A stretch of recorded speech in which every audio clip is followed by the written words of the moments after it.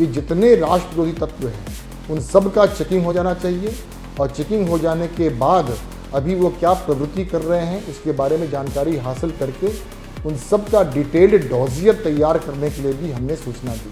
दिल्ली में लाल किला के पास हुए ब्लास्ट के बाद जांच एजेंसियां एकदम एक्टिव हैं, जिसके चलते जगह जगह ऐसे खुलासे हो रहे हैं जो किसी ने कभी सोचे भी नहीं होंगे। जिन डॉक्टर्स को लोगों की जान बचाने वाला माना जाता था, वहीं कुछ जिहादी डॉक्टर के भेष में लोगों की जान के दुश्मन बने हुए थे।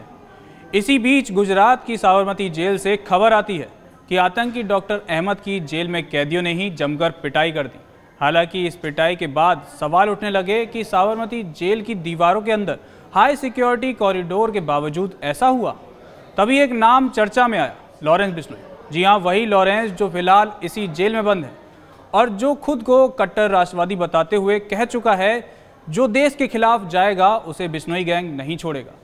तो अब सवाल यह है कि क्या लॉरेंस बिश्नोई के दबदबे ने आतंकवादी अहमद सईद की पिटाई को हवा दी? एक तरफ जहां लॉरेंस के भाई अनमोल बिश्नोई को भारत लाया जा चुका है, तो दूसरी तरफ इस पिटाई के पीछे लॉरेंस का हाथ है। इस बात की हवा उड़ी।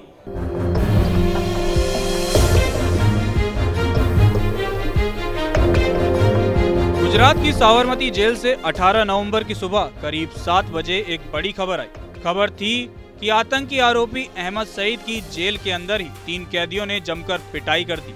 सूत्रों के मुताबिक हमला इतना अचानक और इतना तेज था कि अहमद सईद के चेहरे, आंख के पास और शरीर के कई हिस्सों पर गंभीर चोटें आईं। अहमद को एक दिन पहले ही जेल में लाया गया था और आने के अगले ही दिन उसके साथ ये हमला हो गया।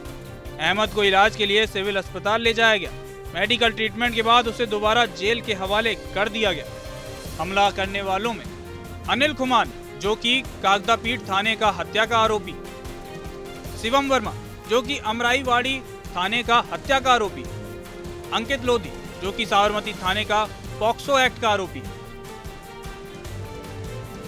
हालांकि रानीप पुलिस ने शिकायत दर्ज कर ली। जेल अधिकारी उससे पूछताछ कर रहे हैं। ऐसा माना जा रहा है कि आरोपियों के हाथ में अंगूठी थी। गुजरात के डीजीपी विकास सहाय ने कहा कि राज्य के सभी पुलिस स्टेशनों को आदेश दिया है कि पिछले 30 साल में जिन जिन राष्ट्र विरोधी तत्वों के नाम पुलिस रिकॉर्ड में आए हैं उनकी लिस्ट अपडेट की जाए और तुरंत सत्यापन शुरू किया जाए। 8 नवंबर को गुजरात के एंटी टेररिस्ट स्क्वाड ने कुछ राष्ट्र विरोधी तत्वों को अरेस्ट किया था और उनसे आर्म्स एम्यूनिशंस कब्जा किया था। उसके एक दिन बाद 9 तारीख को फरीदाबाद में भी राष्ट्र विरोधी तत्वों के विरुद्ध में कार्रवाई की गई और उसी दिन दिल्ली में एक बॉम्ब ब्लास्ट भी हुआ। इन सब मुद्दों को ध्यान में रख के गुजरात पुलिस सतर्क हुई और एक वीडियो कॉन्फ्रेंस के माध्यम से गुजरात राज्य के सभी पुलिस स्टेशनों को ये सूचना दी गई थी कि गुजरात में पिछले 30 साल में जितने भी राष्ट्र विरोधी तत्व हमारे दायरे में आए हैं, जिनके विरुद्ध में गुनाह दाखिल हुआ है, उन सब का लिस्ट को अपडेट किया जाए और लिस्ट अपडेट करने के बाद उन सब की चेकिंग की जाए। इन डेप्थ वो अभी क्या प्रवृत्ति कर रहे हैं उसके बारे में चेकिंग करने के लिए गुजरात राज्य के सभी पुलिस स्टेशनों को सूचना दी गई थी।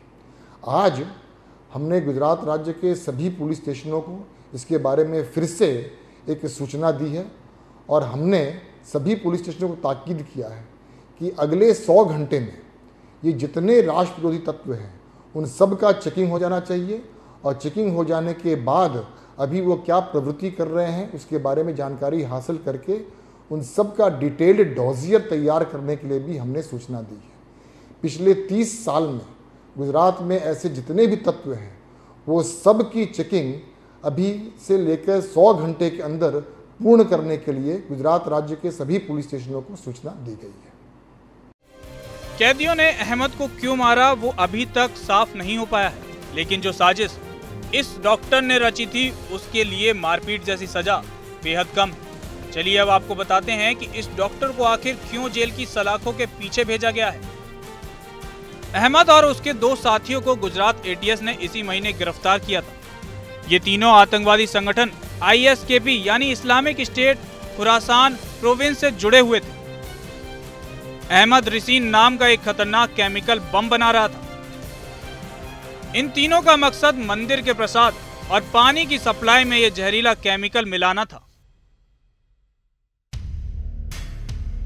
आपको बता दें कि अगर ये रिसिन नाम का केमिकल इंसानी शरीर में पहुंच जाए तो वो सीधा नर्वस सिस्टम पर प्रभाव डालता है। अब जरा आप सोचिए कि एक शख्स हजारों लाखों जिंदगियों को खत्म करने का प्लान बनाता है, लेकिन उसको जेल में एक सुरक्षित जिंदगी मिल जाती है। और ये कोई पहला मामला नहीं है, ऐसे सैकड़ों आतंकवादी हमारी जेल में बंद हैं। उदाहरण के तौर पर अगर हम बात करें मुंबई आतंकी हमले में पकड़े गए कसाब की, तो क्या आप जानते हैं उस पर हमारी सरकार ने कितना खर्च किया था?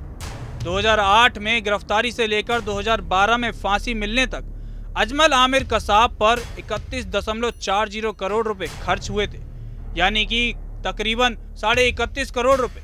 उसके लिए एक बुलेट प्रूफ सेल भी बनवाई गई थी, जिसकी लागत करीब 2 करोड़ रुपए थी। इतने रुपए में महंगे महंगे फ्लैट्स बनते हैं। इतना ही नहीं, कसाब की सुरक्षा में आईटीबीपी के कमांडो तैनात किए गए थे और इन कमांडोज की तैनाती पर खर्चा भी 25 करोड़ से ऊपर था।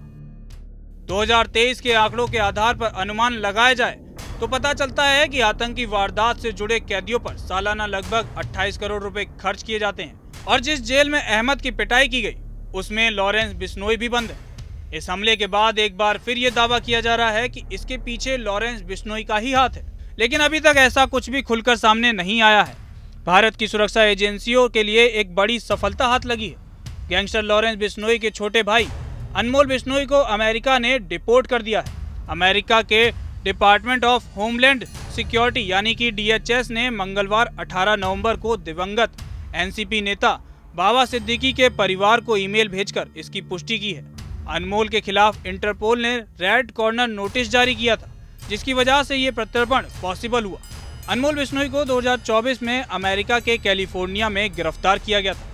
अनमोल के ऊपर गैरकानूनी तरीके से अमेरिका में घुसने का आरोप था, लेकिन अब उसके भारत लाए जाने के बाद ये कयास लगाई जा रही हैं कि लॉरेंस गैंग के कई अहम राज और जानकारी सामने आ सकती है।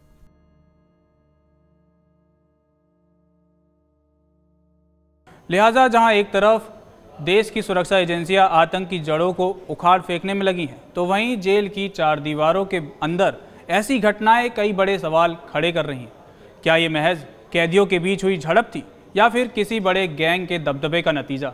अहमद सईद जैसे आतंकी का प्लान कितना खतरनाक था ये आप समझ ही चुके हैं। और अब लॉरेंस बिश्नोई के भाई अनमोल बिश्नोई के भारत आने के बाद लॉरेंस गैंग से जुड़े कौन से नए खुलासे होंगे, ये आने वाले वक्त में पता चलेगा। बहरहाल आपको क्या लगता है, अहमद की पिटाई के पीछे लॉरेंस बिश्नोई का हाथ था या नहीं, या इसके पीछे कोई बड़ी साजिश थी? अपनी राय हमें कमेंट सेक्शन में जरूर बताएं। कैमरामैन मिनाज के साथ तरुण, जनतंत्र टीवी।